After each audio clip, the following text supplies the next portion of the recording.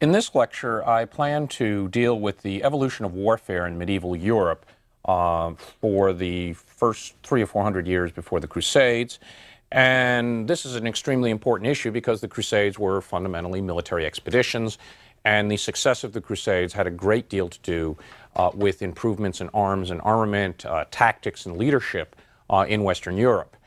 It also addresses a very commonly held notion these days that the Crusaders were a group of zealous religious fanatics who battered their way into the Near East, overwhelmed their enemies by their audacity and brutality, but really were much more warriors rather than soldiers.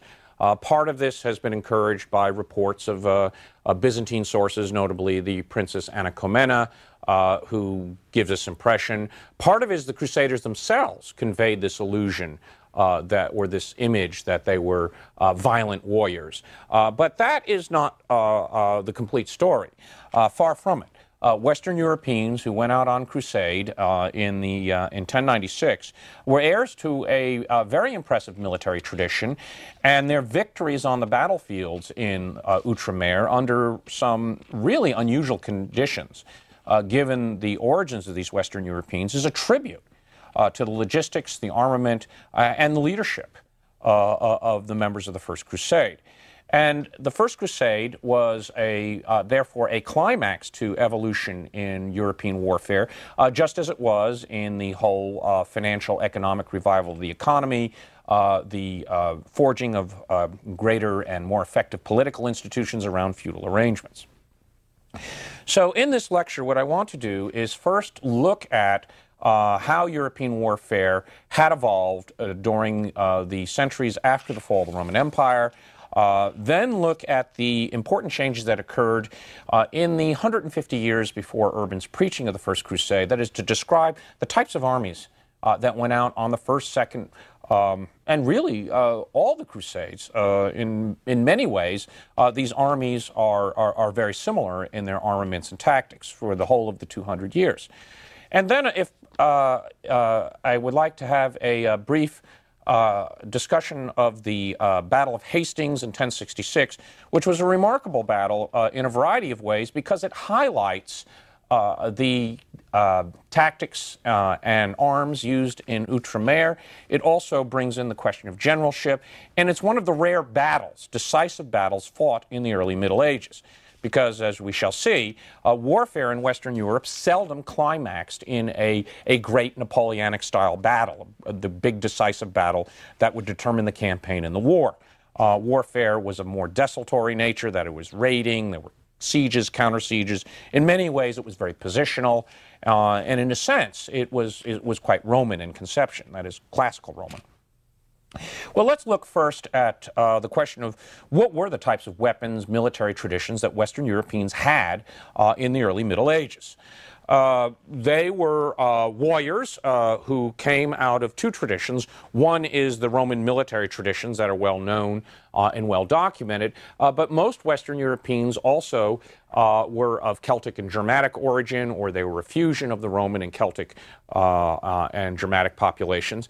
And most armies in the Middle Ages, certainly through the whole Middle Ages, armies were overwhelmingly infantry. The image that European armies in the Middle Ages were primarily knights, heavily armored warriors, is a myth. By 1100, the knights were the decisive element in the army. There's no doubt about it. Cavalry decided battles when those rare battles were fought. But the majority of armies were infantry. And these infantry armies were armed with weapons going back to the late Roman period that depended very heavily on a thrusting spear, a slashing sword, and also a rather menacing-looking axe, which was particularly favored by the Scandinavians, the Vikings, who developed it into a double-headed axe, which was wielded by two hands, and powerful men standing in formations with these double axes. They're extremely well depicted on the Bayeux Tapestry, which illustrates the Battle of Hastings and is shortly commissioned after the Battle of Hastings, that these were weapons that could do an enormous amount of damage, severing limbs, heads, even parts of horses in combat. Armor was rather simple in the earliest centuries of the Middle Ages. It was expensive. Armor came usually in two varieties. One was the type of armor I described earlier, favored by the Turkoman, that is the kind of overlapping scales. That would be the lamellar armor, or as it's called in Latin, the lorica segmentata. The other type of armor was chainmail. Lorica hamata in classical Latin terms, and that was a series of iron or steel rings tightly put together with a lot of thick padding behind it, and this was the type of armor that came to be favored in Western Europe. And the armies of the Crusades essentially fought in chainmail. Initially, these were extremely expensive suits. Brine in Germanic terms, where you get names like Brunhilde and the like. They covered essentially just the vital organs, the chest. By 1100, those chainmail armor had come to include much more elaborate covering of parts of the legs, all the way down the arms. By the time of the Bayeux Tapestry, warriors were pretty well encased in armor. There was also a hauberk, which was a chainmail kind of hood that was put over you, and the warrior would carry a helmet. Usually the coif was the one that was most favored, which is essentially an open helmet, a conical helmet with a nose guard, again, well depicted in the Bayeux Tapestry, on chess pieces from the period, on a variety of different art depictions and from literary descriptions. To get to this type of armament was a long evolution. It wasn't until the 9th century, that is in the time of Charlemagne, where there was the money and the resources to begin equipping men with this type of expensive armor. Most of the infantry and cavalry throughout the Middle Ages and during the Crusades depended on leather jackets, on quilted types of armament. Many of them had very little metal armor other than what was their helmet. The primary defensive weapon was often a shield, made of wood. It would have a boss in the center, a metal boss, and it would be reinforced. Now, the key changes in warfare came in the development of cavalry, and this was a gradual change. And it was a result of several important technological inventions. One was the development of the stirrup. This is still under considerable debate as to who invented the stirrup and when, but it seems by 600 AD, the Byzantine army were mounting their heavily armed cavalry, the so-called cataphractoi of the 6th century AD, on horses with stirrups, so that men could carry out charges in teams with swords, the equivalent of a saber today, slash their opponents without fear of flying off the horse. Previously, in ancient warfare, you had no stirrups. And so cavalry was reduced to a relatively lesser supporting role. You could only jab with your lance, and the horses moved in at the trot at a fast, swift trot to deliver the attack.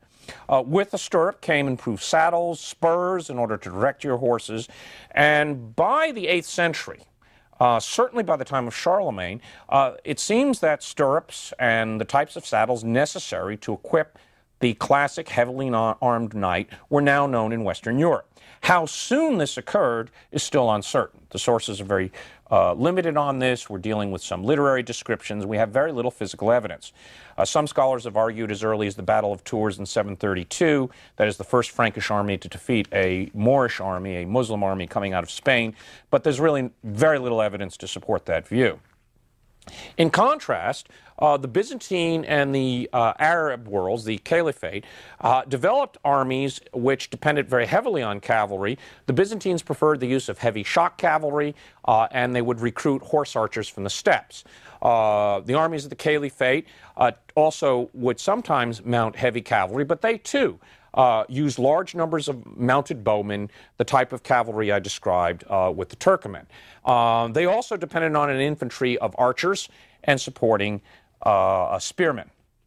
So in Western Europe, this combination of cavalry with infantry, especially spearmen and archers to act as the supporting forces and cavalry to deliver the attack, was more or less in line with the development of military technology of the time. But it was in Europe that a peculiarly a powerful and heavily armed mounted warrior, the knight, or as is often called in Latin, miles, which in classical Latin simply meant a soldier and usually designated a Roman legionary. Sometime in the 9th and 10th century, in medieval Latin, miles meant a knight. The name Miles that survives in English today is simply another way of saying knight. Heavily armored knights were favored for a variety of reasons. One is that by 1,000, even a small number of them operating in effective teams could decide a battle. These charges had to be timed carefully. It wasn't simply a case of the knights riding out and indiscriminately running down their infantry, but they were extremely well equipped. They were able to move into battle close order and push their opponents off the battlefield. In the densely wooded and broken terrain of northern Europe, actually these types of warriors operated quite well. And Europe really didn't lend itself to the kind of light cavalry tactics that you saw in the steppes or the arid climates of the Middle East. In addition, the knights were also associated with changes in organization. I mentioned in one of the previous lectures the development of feudal arrangements, and that is in order to maintain these knights, who became increasingly specialized and expensive, vassals of a lord were handed out property. In the 9th, 10th, and 11th century, these would be manors. As we shall see in Outremer in the Levant, it could be any variety of property. It could be plantations. It could be the profits of justice. But whatever the property was, you in turn as a vassal then got together your knights and vassals to make sure that you had an adequate number of men to meet the military obligation you owe to your lord. And so you have the so-called classic feudal arrangement. This is not to be confused with the manorial economic arrangement, the way land and the soil was exploited. The two are actually separate issues. Feudalism refers to a military political arrangement, and it was originally devised in Carolingian Europe in order to provide these heavily armored warriors. And by 1,000, these men were quite expensive. They had to have at least 4 horses, a destrier, that is a war horse, who was purposely bred for battle. These were powerful, large horses. They would look something like a modern Clydesdale. Horses that were bred for strength and endurance in northwestern Europe, in Belgium, and parts of France. You also had palfreys, or riding horses, because those war horses were so powerful that if you tried to ride them to battle, your back would be thrown out. They were only used for a limited amount of time in battle. You always had backup horses. You needed a squire to attend on them. Every knight had a whole retinue of men supporting him. There was the expensive arms. Now the chainmail covered you entirely. You had to be well versed in the tactics to cooperate with fellow knights. And furthermore, there were improvements on the armaments. Warriors went into battle with the characteristic kite shields, which were much easier to carry and use rather than the round shields of the earlier Middle Ages, because they extended and covered part of your leg. They were lighter, and they protected you from the side as you went into battle. Also, the spear was extended. At the time of the Norman conquest in 1066, the Bayeux Tapestry seems to indicate that warriors either threw the spear or jabbed with it. By the time of the battles of the First Crusade, the spear was being replaced by a lance, and the classic charge had been devised where men charged with the lance, intending that the blow of that lance would knock the opponent off his horse, and then he would be prey to the infantry. These were extremely important developments that were already probably completed by 1,000, so that the knight emerged as the premier warrior in medieval Europe. Lords maintained knights sometimes as household retainers. They also got them as vassals who were expected to perform service when called. And in most parts of Western Europe, the vassals owed 30 or 40 days. Norman England was 40 days of military service to the lord whenever the lord decided to call it. If you're going to stay longer, then the lord would have to make it worth your while. You either have to pay them. By the 11th century, there were also other changes occurring, and that was the knights were increasingly becoming so expensive that they were emerging as, they had not yet, but they were beginning to emerge as a distinct order. And as a result of the Crusades, during the Crusades, these knights became, in effect, an aristocratic order in and of themselves. The amount of time it took to train men to be horsemen, then to fight, and the types of tactics expected of them meant you had to be trained at birth. And the whole development of knighthood in the 11th and 12th centuries turned these warriors into effectively an aristocratic caste. With that came later notions of chivalry and obligation to one's lord. Also, ironically, it became possible to count knights in a way as economic units. If you could not show up at your lord's insistence, you might pay what is called in Anglo-Norman England scutage, that is, shield money, a replacement for your knights, and then the king or the lord could just happily hire a bunch of mercenaries. And even on the eve of the crusade, it was clear that warfare was becoming increasingly commercialized with the economic recovery of Europe. And so sometimes, rather than calling upon that feudal service, you in effect went for commutation, that is, a changeover to money. Another aspect, besides these developments of heavy cavalry in Western Europe, which was completed by the 11th century, the peoples of Western Europe also were far more impressive in siege and positional warfare than they're usually credited. And here again, they fell heirs to the Roman techniques of fortification. There were also peoples that lived in heavily wooded areas. I stressed repeatedly in the lecture on the economic development of Europe that forests, heaths, and marshes were far greater barriers than the rivers were in Europe. Rivers were actually forms of communication.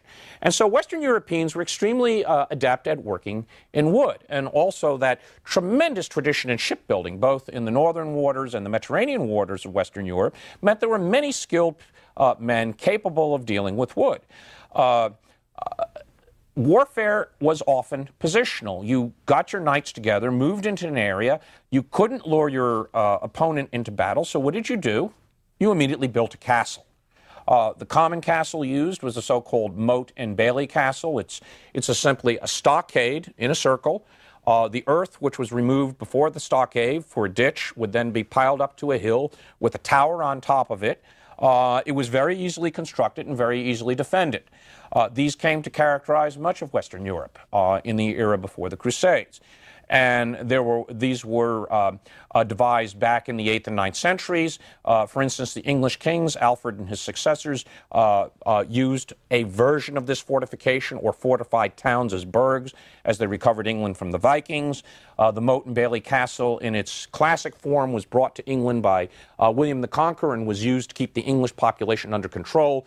He may have won the Battle of Hastings, but it took him another 4 or 5 years to impose Norman authority throughout England, and most of it had to do with the construction of Moat and Bailey castles. Western Europeans, again, the Byzantines would tend to let you believe that the Western Europeans knew nothing about siege warfare until the Byzantines informed them. But the Western Europeans did also deploy what we would call engines of war. These are the means of capturing fortified towns and castles. They understood the use of torsion weapons, catapults, onagers, which hurl stones and other devices against walls to smash them. The trebuchet, which is essentially a counterbalancing item where you have a big weight to throw a stone, was also known in Western Europe on the eve of the Crusades. The building of storming towers, of sheds, even the so-called Latin agere, that is the great ramp to move a tower up to a wall more closely. All of these techniques were clearly known by West Europeans on the eve of the Crusades.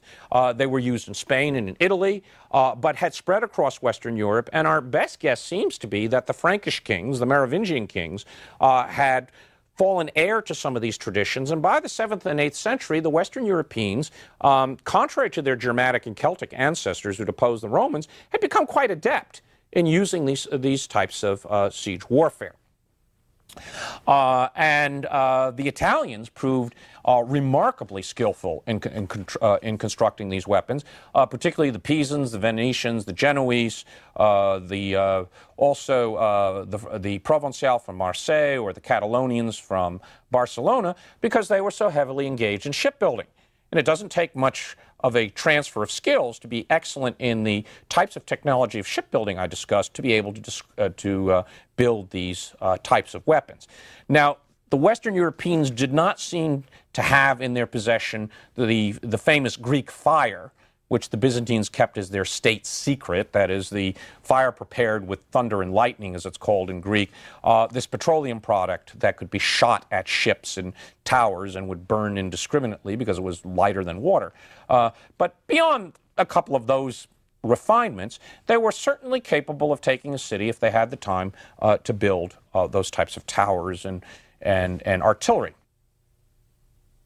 In addition to siege warfare, Western European armies had also learned a number of important aspects in terms of mobilizing, equipping, and supporting armies in long expeditions. As I said, most clashes in Western Europe were local in nature, they were regional, they were positional. Two rival nobles desired a certain area. One would move into the region, build a castle, try to wage war, try to use attrition to wear down the opponent and take over the district. It might climax in a battle, it might climax in a negotiation. On the other hand, there were some instances, particularly in the 11th century, of wider expeditions where armies of larger size were assembled. And this had important implications for the Crusades. There were wars in Italy between the Holy Roman Emperor Henry IV and Pope Gregory VII, of which we'll talk about later. Godfrey of Bouillon and his family, as loyal vassals of the emperor, all served in Italy. These were expeditions that marched armies of 15,000 to 20,000 men out of Germany and the Rhineland into Italy and on to Rome. All sorts of aspects of command and logistics were learned in these expeditions. There was fighting in Spain against the Muslims. Raymond IV of Toulouse, who commanded the Provençal contingent in the First Crusade, apparently served in Spain in the 1080s. Probably use it as a claim why he should run the First Crusade, which the Northern French just ignored. But nonetheless, he was familiar with campaigning in arid Mediterranean climates and against Muslims, who employed all those light cavalry tactics. Bohemond and Tancred, the Norman princes, fought not only in Italy, but also fought against the Byzantines in Greece. And Bohemond was at one of the rare big battles of the 11th century, that is the Battle of Dyrrhachium in 1081, where the Norman cavalry scattered the Byzantine army and then went on to command a Norman penetration to Greece for the next 2 years, which eventually had to be called off because of political problem back at home. So West Europeans had come a far way from the usual image of them being just undisciplined warriors who rushed into battle for personal and individual reasons. To be sure, honor and valor were closely associated. To be sure, all of these commanders were expected to lead personally into battle. But this is true of all armies up to a comparatively modern period. That is, the commander was expected to lead the decisive attack. Lead from the front would be the technical term in military manuals today. Well, I said I wanted to conclude this lecture with a look at perhaps one of the best documented medieval battles we have of this period, and that is the Battle of Hastings, fought on October 14th in 1066. And this battle pitted William the Conqueror, the Duke of Normandy, who was previously known as William the Bastard. A success always gets your name changed. There's a number of, I think, the Akkadian Emperor Naram Sin, the same thing. But in any case, William the Conqueror, who had got an army of probably about 6,000 men across the Channel, an absolute breakthrough in shipbuilding, and encountered at Hastings in southern England the army of his opponent, Harold II Godwinson, in a grand battle that ended in his victory and the capture of the English throne. It pitted really the two traditions in some ways that fed into European warfare. Harold's army was a more conservative army. It was based on the traditions that we saw in the early Middle Ages, which were overwhelmingly infantry armies. His most valiant soldiers were what are known as Anglo-Scandinavians. These are men often of Scandinavian origin who may have been born in England, or Danes and Norwegians taken into service by the King of England. There were approximately 2,000 of them. They were known as Housecarls, and they fought in that ancient Germanic tradition of loyalty to their lord, equipped with the double axe, apparently well armed. They have chainmail. Most likely they used round shields, although the Bayeux tapestry shows them with the cavalry kite shield. That's a question under consideration by scholars. But they would form up as the dense infantry formation. If they took a defensive position, as they did at Hastings, they fought as a shield wall, which is often referred to in Germanic and Teutonic legend. If, on the other hand, they were going into the attack, they usually came in as a wedge, a cuneus, which is described by classical authors and is repeatedly referred to in Germanic and Scandinavian traditions. The wedge, in fact, was regarded as a gift of the war god Odin in Scandinavian literature. He gives it to his favored warriors, such as Rolf Krake, King Harald of Denmark, and Ivar the Far-Reacher, all of these rather intriguing characters in Scandinavian legend. The Anglo-Saxons also had local levies, often referred to as the fyrd, that is, infantry who were formed either as bowmen or spearmen, who act as a supporting caste to the more professional warriors. Unfortunately, Harold didn't have his full army with him. He had an army approximately the same size as William, perhaps a bit larger, but he had fought several weeks earlier a decisive battle against a Norwegian army. King Harald Hardare of Norway, who had a claim to the throne, had arrived with some 9,000 men, had defeated the northern levies at the Battle of Fulford. Harold had to march up from London to take on this army, and then got news that William had landed in England, and so had to march back after he had defeated the Scandinavian army, and then move southwest to encounter William at Hastings. Harold drew up his army in the classic shield wall. He apparently didn't have archers. They were still on the road somewhere between York and London, because in these early armies of the Germanic tradition in the early Middle Ages, very often the prize warriors rode to battle and then dismount and fought. The Anglo-Danish housecarls were typical.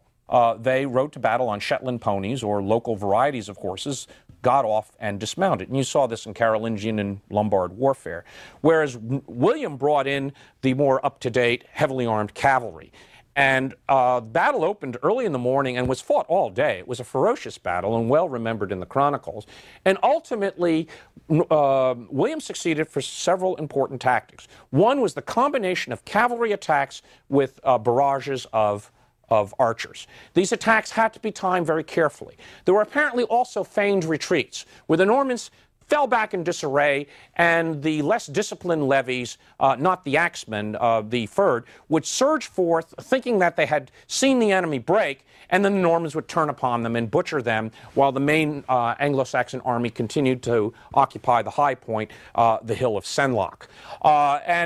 Late in the day, as a result of these barrages of arrows, Harold was mortally wounded. He was hit in the eye by an arrow. He lost control over his forces, and the Normans, in a combination of archers and cavalry attacks, finally broke the English resistance. The housecarls went down fighting with their lord. In the traditional Scandinavian dramatic tradition, reputedly none survived. That's what you're expected to do when your lord goes down.